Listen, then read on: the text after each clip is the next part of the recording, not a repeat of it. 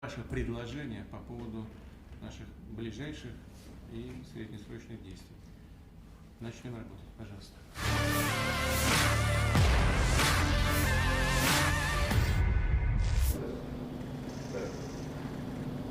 Положение на текущие сутки. С учетом изменений по изменению обстановки, вероятного характера действия противника докладывает начальник. Товарищ Верховный Главнокомандующий Вооруженных сил Российской Федерации докладывает.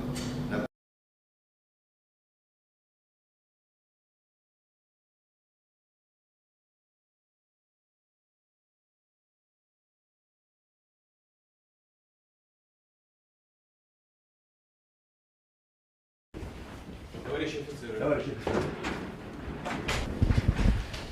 Уважаемые товарищи, еще раз добрый день. Заслушаем сегодня командующих на каждом операционном направлении. И хотел бы выслушать ваше предложение по поводу наших ближайших и среднесрочных действий. Начнем работать, пожалуйста. Бажаю здоров'я, шановні українці. Головне сьогодні енергетика. За день вдалося повернути електрику майже 6 мільйонів українців. Ремонтні роботи тривають зараз. Вони тривають без перерви після вчорашнього удару терористів. Звичайно, ще дуже багато роботи, щоб стабілізувати систему. Є проблеми з постачанням тепла.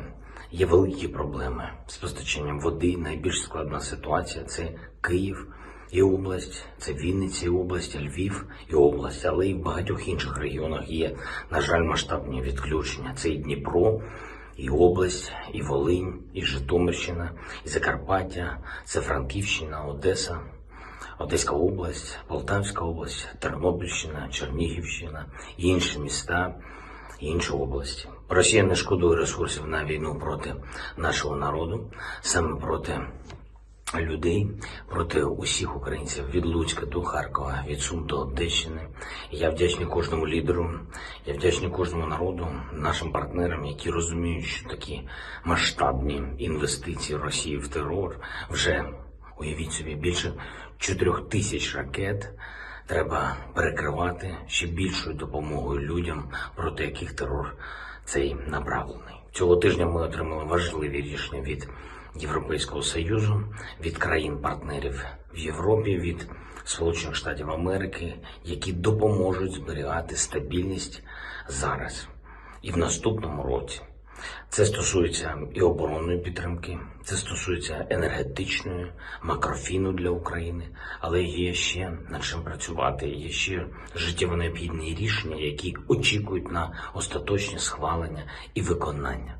Зокрема, я буду постійно нагадувати, шановні партнери, знайдіть можливості дати Україні надійний захист неба, надійний щит ППО.